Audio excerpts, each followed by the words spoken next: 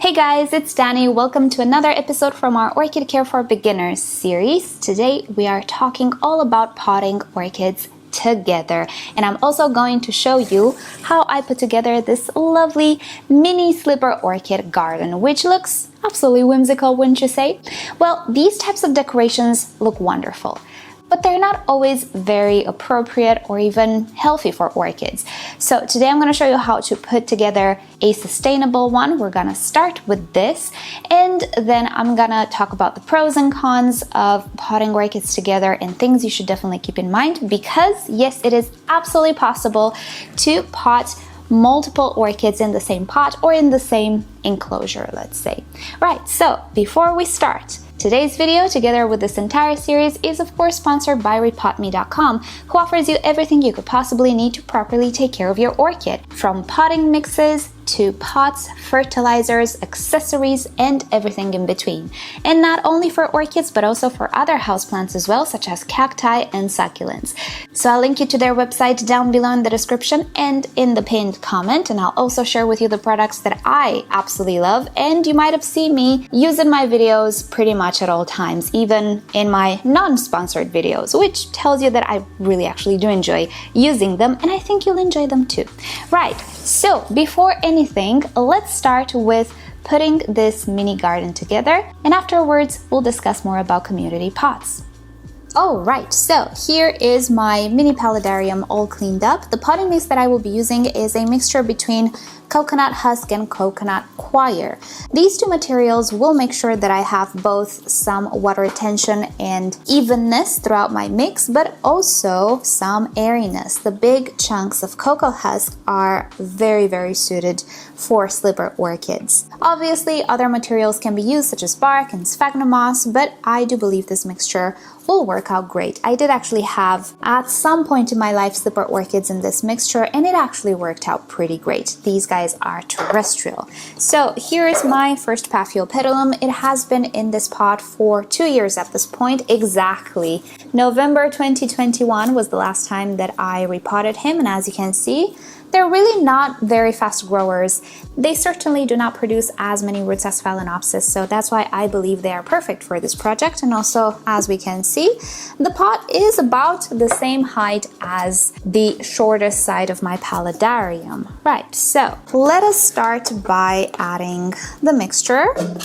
Some of you might ask why I'm not providing a fake bottom or a drainage layer. Well, because it is absolutely unnecessary in this particular instance. This is a very tiny enclosure, let's call it like that. If I were to put a drainage layer, all I will have left here for the actual roots of the orchid would be maybe 2 inches. That would be about 5 centimeters or so.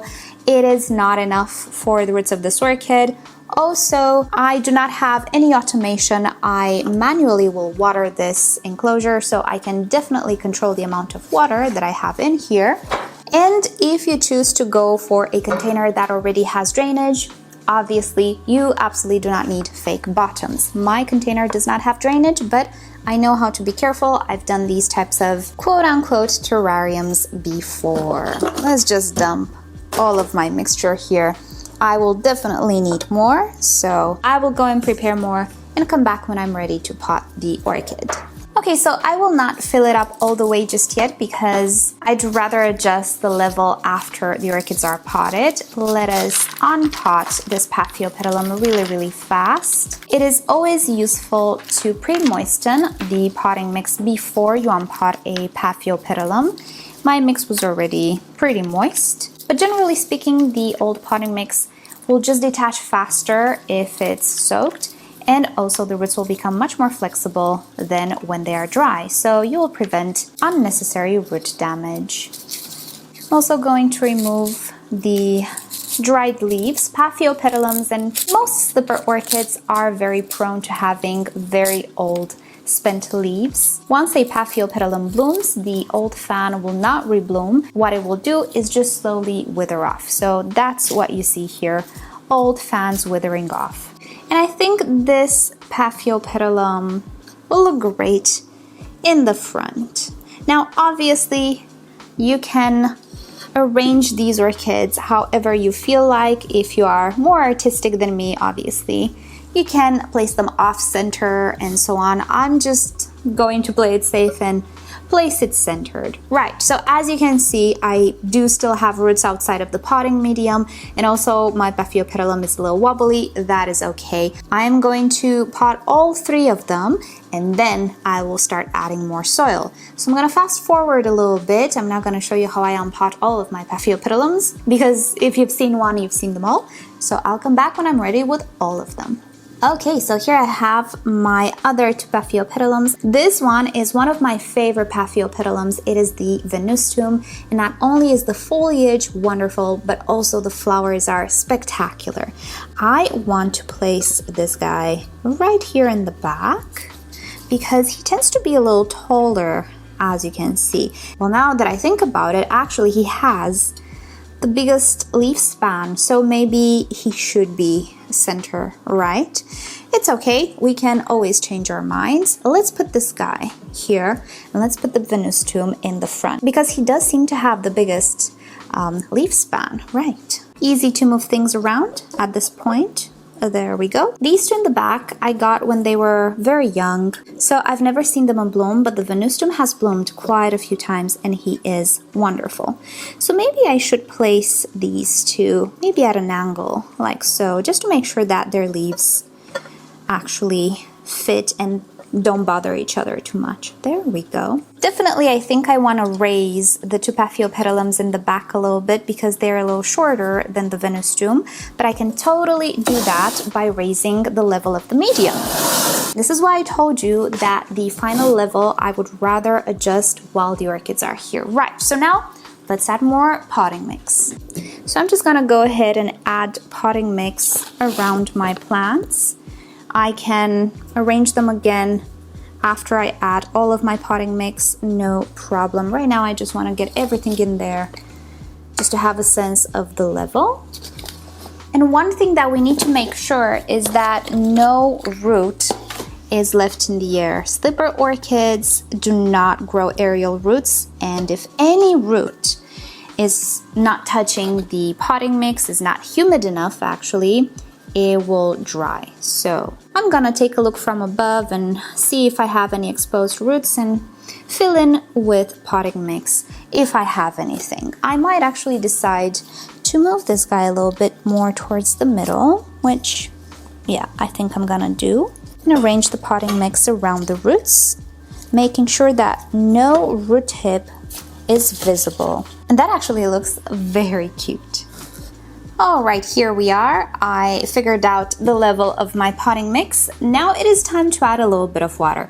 My mix was slightly damp to begin with, but the top part is a lot wetter because I had to prepare some more mix. So I kind of want to even it out since the bottom layer is quite dry. And here is where a drainage hole will be absolutely useful if you're not used to watering these types of orchids, or you're just afraid that you're gonna overdo it and you might damage the roots. Now, as I was saying, I don't have drainage in this and I'm okay with that. I've done this before, but I need to be very careful as well not to overdo it. Right, so the good thing about Cocoa Coir is that it will even out. I am placing water in the back, but trust me, it will even out towards the front as well. Right, so we are okay. I will be able to better tell after a little bit if everything is completely moistened. If it's not, I'm gonna add a little bit more water, no worries, but it's better to use less water than you need and then reassess than use too much, right?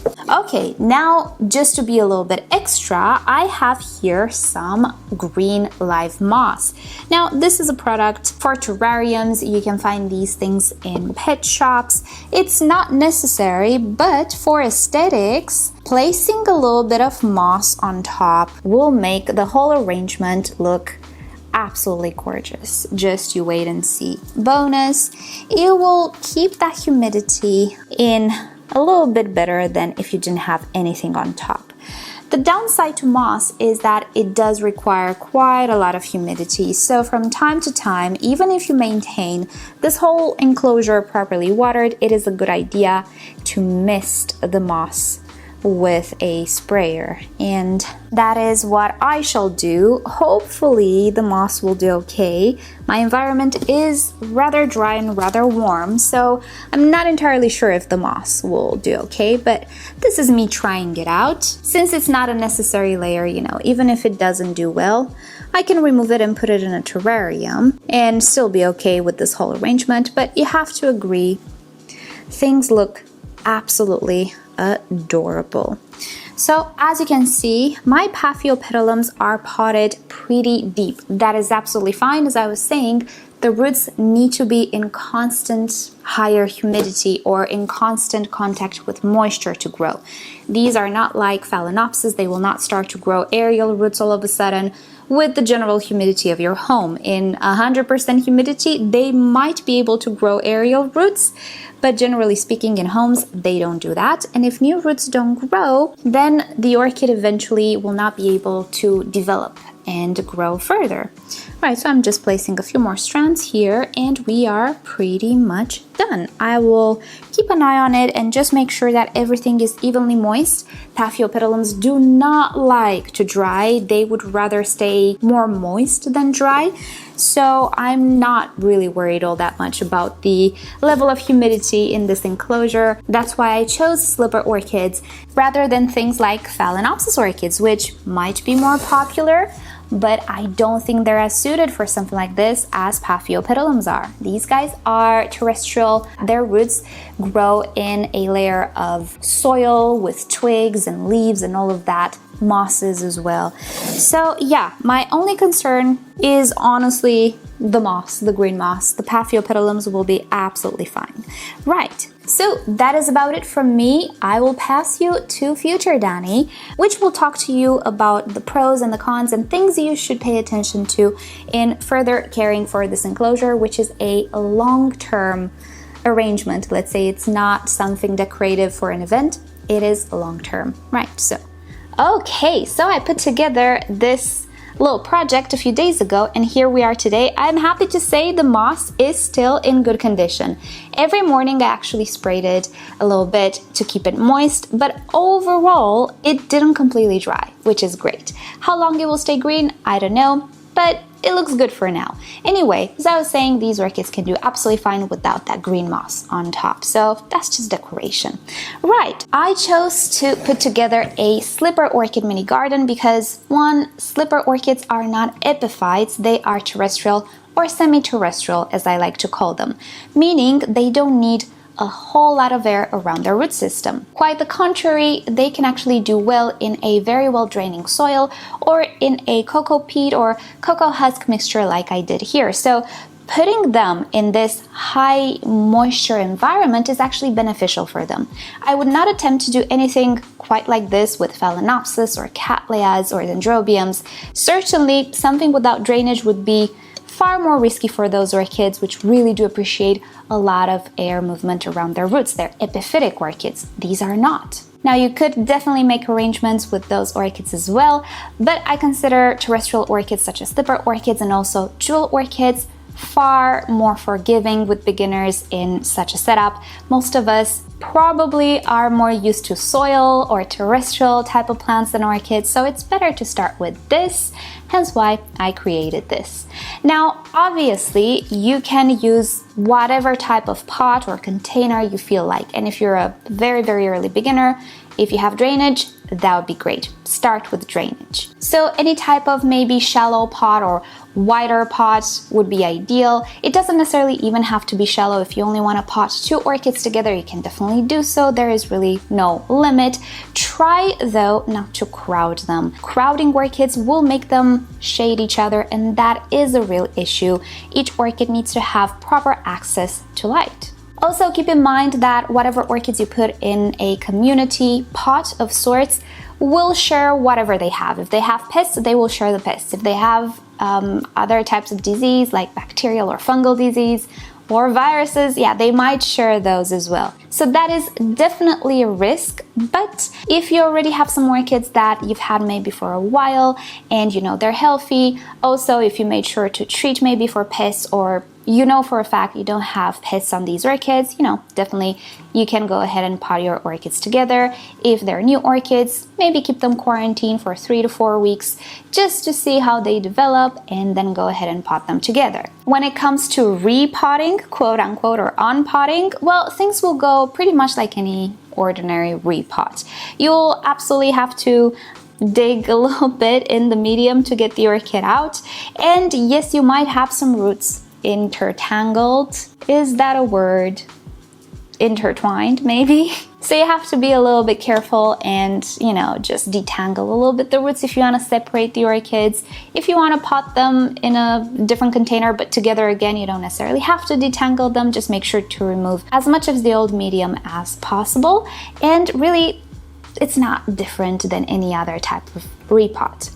Also, these types of orchids should be fertilized and watered just like single potted orchids. So my Paphiopedilums should not be completely dry. So whenever I see this potting mix being almost dry, I will give it a good water. If I would have an arrangement of Cattleyas or Phalaenopsis, I would wait for all of that medium to completely dry out, and then I would water. So just because there are multiple orchids doesn't mean you have to treat them differently. You can also absolutely fertilize them as per usual, and you don't have to use a more concentrated fertilizer solution. If you're using slow release fertilizer, which you know what, I think I'm gonna add a little bit, definitely you can concentrate the beads around the orchids. You don't need to make everything even, but you don't have to prepare a water-soluble solution which is more concentrated than usual. No, the medium will retain as much water as it can, and it all has to be according to the manufacturer's label. And of course, provide these orchids with adequate amounts of light.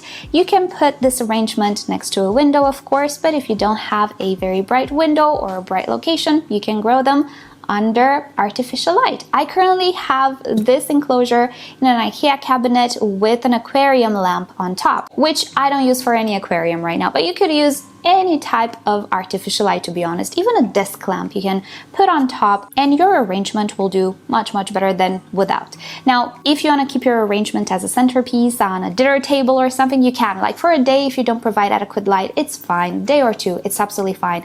But then it is important to actually provide adequate light for your orchids. Now, I didn't mention one thing, which is super important. What type of orchids should you pot together? Well, I would strongly suggest that you pot orchids of the same type, like only Phalaenopsis or only Slipper Orchids or only Cattleyas, because in this way you can properly take care of them as they require. Imagine me potting a Paphiopedilum with a Phalaenopsis and a Cattleya. Cattleyas need bright light, whereas the Paphiopedilum and Phalaenopsis don't. And also, Paphiopedilums need constant moisture, whereas Cattleyas and Phalaenopsis don't. They really appreciate drying out. And even though you might be able to find like a way to please everybody, it's not really going to be optimal for either of them in the end. So I would really suggest you pot orchids of the same type. They don't have to be identical, like all white Phalaenopsis or anything of the sorts, but try to stick with like flower shop Phalaenopsis altogether, Cattleyas, Dendrobiums, and so on and so forth. So you get the idea. Don't mix them up if they have very different requirements. Also, keep in mind, some type of orchids are very strong rooters while others are not. Imagine me trying to pot a Cattleya, which produces an impressive amount of roots, with a tiny Oncidium. Those roots might actually suffocate, quote unquote, the roots of the Oncidium. They might actually take over too much of the pot, and the other orchid might not actually have enough space to develop and absorb nutrients and water, which can happen in between orchids as well. And it's more prone to happen if your orchids are not of the same type. And speaking about potting orchids with other orchids, how about potting them with other plants? Again, I would be very careful with it. They tend to have very fine roots that create a web. I had in a pot of Cattleya a rogue weed, I don't know what it was, that just took over the pot, and my poor Cattleya roots simply did not develop. I couldn't believe it was possible, but it was possible. It was a strong Cattleya. The new growth was barely growing.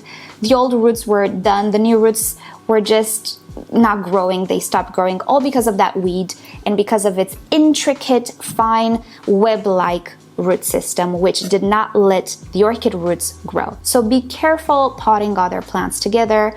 I was tempted to maybe add some ivy here in the back, but then I thought maybe I shouldn't, because ivy is a little invasive and it grows very fast and it could create that web of roots that could suffocate the orchid roots. So again, with these stuff, I would be a little bit more careful. If you'd like to create an arrangement of succulents and an epiphytic orchid, maybe that would work, because succulents don't really have a massive root system as far as I know. But if you know a plant is very robust, better not mix it with orchids.